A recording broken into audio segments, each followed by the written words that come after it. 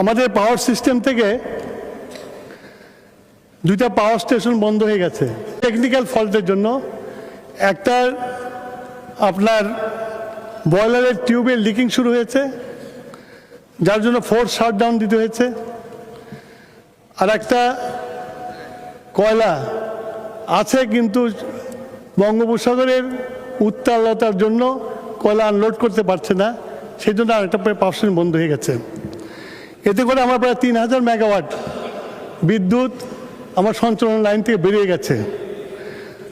এই ব্যাপারে আমি কিছুক্ষণ আগে আমাদের বিরোধী দলীয় নেতা মাননীয় সংসদ সদস্য ডক্টর শফিকুর রহমান সাহেব তা বসেছিলাম